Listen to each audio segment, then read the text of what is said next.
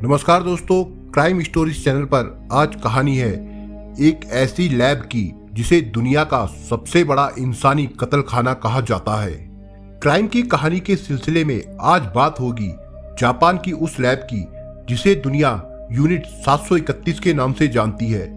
दूसरे विश्व युद्ध के बाद इस जापानी लैब का असली सच जब सामने आया था तो दुनिया हैरान रह गई, क्योंकि उस सच के बाद इस लैब को इंसानों की सबसे बड़ी कत्लगाह भी कहा जाने लगा था। कहते हैं कि 6 साल के उस दूसरे विश्व युद्ध ने पूरी दुनिया को सैकड़ों साल पीछे धकेल दिया है।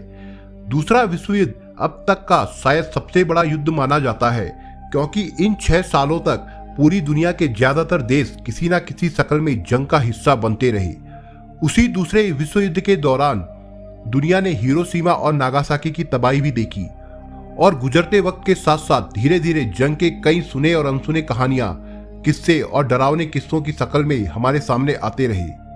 वैसे जब भी जंग होती है तब अनगिनत किस्से और कहानियों का सिलसिला भी शुरू हो जाता है, जिनकी सच्चाई पर हमेशा ही शक बना रहता है, जिस पर यकीन करने को दिल नहीं करता।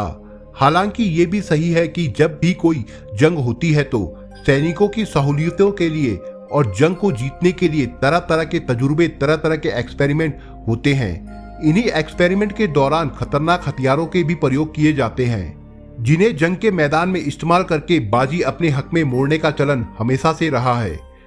इन्हीं तजुर्बों और प्रयोगों का नतीजा है कि दुनिया के पास तरह तरह के हथियार हैं। एक से बढ़कर एक हथियार और मिसाइलों की भरमार हो चुकी है। दुनिया के कई देशों के पास परमाणु हथियार तक है, वो भी किसी एक्सपेरिमेंट का नतीजा है। कुछ ऐसे ही एक्सपेरिमेंट के बाद बायोलॉजिकल वेपन भी आ गए, जिसमें पारंपरिक युद्ध की जरूरत ही नहीं। बस एक वायरस छोड़िए और कोरोना की तरह महामारी से दुनिया जूझती रहेगी। एक छोटे से वायरस से पूरी जंग एक झटके में जीती जा सकती है। हालांकि ऐसे किसी भी वेपन का इस्तेमाल करने की छूट किसी को नहीं है, बल्कि वो सब पाबंदी के दायरे में आता है। लेकिन ऐसी चीजों को लेकर प्रयोग तो चलते ही रहते हैं।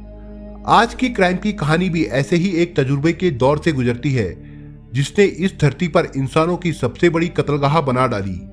दूसरे विश्व युद्ध में अमेरिका ने अब तक के पहले और आखिरी 2 एटम बम गिराकर जिस जापान की कमर तोड़कर रख दी थी, वो जापान पहले विश्व युद्ध के बाद और दूसरे विश्व युद्ध के दौरान तक बेहद ताकतवर था। और इस कहानी की शुरुआत भी 1930 के आसपास होती है, जो करीब पूरे 15 साल तक के अपने सफर के बाद किसी अंजाम तक पहुंचती है। इंसानी इतिहास की ये वो कहानी है जिसमें इंसानों द्वारा इंसानों पर किए गए रिसर्च के नाम पर जिस तरीके से जान ली गई, जैसे जैसे जान ली गई, सोचकर ही दिल दहल उठता है आदमी का। जरा सोचिए कि कोई इंसान किसी गोली से कैसे मरता है। अजीब सा लगने वाला ये सवाल ही इस कहानी की बुनियाद है और उस तजुर्बे का पहला सूत्र वाक्य जिसकी आड़ में दुनिया का सबसे बड़ा कत्लगाह बन गया। इसके कत्लगाह बनने की शुरुआत होती है एक इंसान के खुद से बात करने से। वो खुद से ही सवाल करता है कि कोई इंसान किसी गोली से कैसे मरता है, कहां कहां मारने से मरता है, कितनी दूरी से मारने पर मरता है, शरीर के किस हिस्से में मारने से मरता है, वगैरह वगैरह।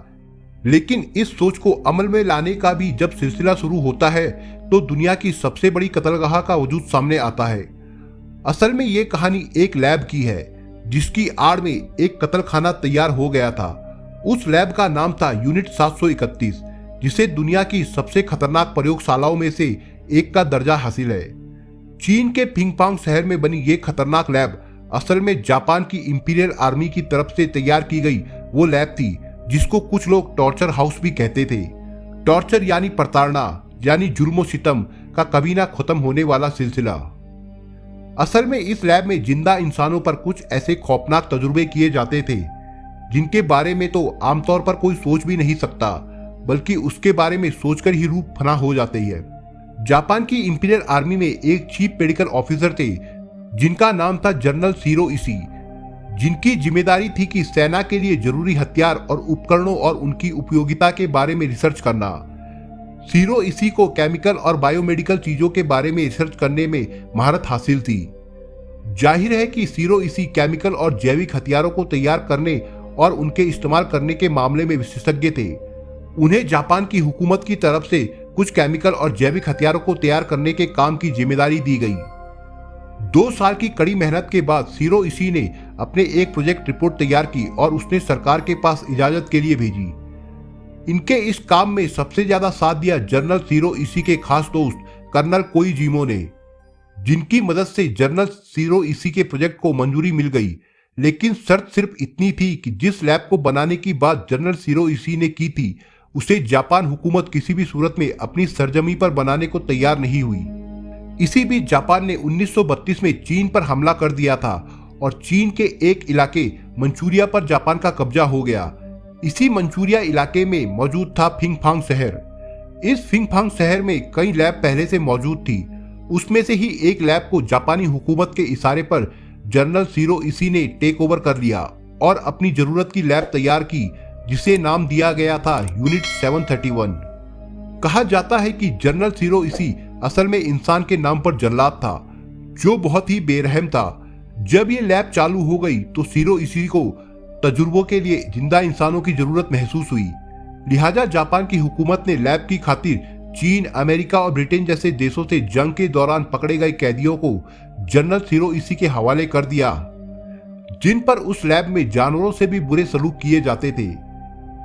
उन जिंदा इंसानों के शरीर में खतरनाक वायरस और केमिकल के प्रयोग किए जाने लगे। इसके साथ साथ लैब में जिंदा इंसानों को ऐसी ऐसी यातनाएं दी जाती थी जिसके बारे में सुनकर रूह तक कांप जाती है। जनरल सीरो इसी ने अपने इस प्रयोग के चक्कर में कई जिंदा इंसानों को लैब के भीतर तड़पा तड़पा कर मार डाला और जो नहीं मरे उन्हें चीर फाड़ कर मार दिया गया। बताया ये जाता है कि जनरल सीरो इसी के इस प्रयोग में करीब 5 लाख से ज्यादा जिंदा इंसानों को तड़पा तड़पा कर मौत के घाट उतारा गया। उस लैब में फ्रॉस्ट बाइट टेस्टिंग के नाम पर जिंदा इंसानों को बेहद ठंडे पानी में डुबो दिया जाता था और पानी को इस हद तक ठंडा कर दिया जाता था कि उसमें डूबा जिंदा इंसान भी जम जाए। इसके बाद उस जमे हुए पानी को उबाला जाता और अलग अलग तापमान पर देखा जाता कि उसका जमे हुए इंसानी जिस्म पर कैसा कैसा असर होता है। इसी यूनिट 731 लैब का एक प्रयोग ऐसा था जो बेहद तकलीफदेह था। असल में यहाँ बंधक बनाए गए आदमियों और औरतों को जबरन शारीरिक संबंध बनाने को मजबूर किया जाता था, लेकिन संबंध बनाने से पहले उनके शरीर में एक खास तरह का वायरस भी डाल दिया जाता था, ये देखने के लिए कि स्त्री और पुरुषों के संबंध के दौरान शरीर के अलग अलग तापमान और शरीर की अलग अलग हरकतों का केमिकल पर क्या असर पड़ता है। इतना ही नहीं, महिलाओं के शरीर में वायरस डालने के बाद उन्हें गर्भवती भी किया जाता था और ये देखा जाता था कि नवजात पर केमिकल का क्या असर होता है। इस सिलसिले में कई दफा महिलाओं की मौत तक हो जाती थी। लैब में होने वाली वहशियत का अंदाजा शायद कोई लगा सके। यहाँ हर वो जुर्म होता था जिसे ना तो कभी किसी किस्से और कहानियों में लिखा तक गया। कहते हैं कि जिन इंसानों के शरीर में केमिकल या वायरस को डाला जाता था उनके शरीर के अलग अलग हिस्सों को काटकर भी देखा जाता था और उन अंगविहीन इंसानों को गोली मारकर, आग में जलाकर और ठंडे पानी में डुबोकर उस वायरस के फैलने या सिकुड़ने के असर को भी देखा जाता था। इस पूरे तजुर्बे के दौरान जनरल सीरो इसी ने करीब 5 लाख लोगों को अपनी वहशी हरकतों का शिकार बनाया। साल 1945 में पर्ल हार्बर पर जापान के हमले के खिलाफ अमेरिका ने जब परमाणु हमले का प्रयोग किया और उस हमले से जापान पूरी तरह से टूट गया, तो जापान की इंपीरियल आर्मी को चीन के कब्जा किए गए हिस्सों को भी छोड़ना पड़ा। इसी बीच सोवियत संघ की सेना भी चीन की तरफ से वहां पहुंच गई। सोवियत संघ की सेना ने जब यूनिट 731 को अपने कब्जे में किया तो वहां काम करने वाले तमाम जापानी साइंटिस्टों को बंदी बना लिया गया। बताया यह जाता है कि इस खतरनाक खुलासे के बाद भी अमेरिका ने बड़े ही सातिराना अंदाज में यहां भी सौदेबाजी करके इंसानियत का सौदा कर लिया और उन साइंटिस्टों को अपने कब्जे में ले लिया जिन्हें सोवियत सेना ने युद्ध में बंदी बना लिया था। कहते हैं कि अमेरिका ने उन तमाम साइंटिस्टों को इस शर्त पर आजादी दे दी कि उन्हें उस लैब में किए गए प्रयोगों की रिपोर्ट दे दी जाए। अब वो तमाम जगह वीरान हो चुकी है जहां दूसरे विश्व युद्ध से पहले ही 5 लाख से ज्यादा इंसानों को तड़पा तड़पा कर मौत के घाट उतारा गया था। आज भी वो जगह है, मगर अब नए जमाने के लोगों के लिए वो एक टूरिस्ट स्पॉट बनी हुई है। तो ये थी दोस्तों क्राइम स्टोरीज में आज की कहानी। दोस्तों आपको कहानी कैसी लगी हमें अपने कमेंटों के द्वारा जरूर बताएं और दोस्तों अगर आपको हमारा काम पसंद आए तो वीडियो को लाइक, शेयर और चैनल को सब्सक्राइब जरूर करिए दोस्तों। धन्यवाद।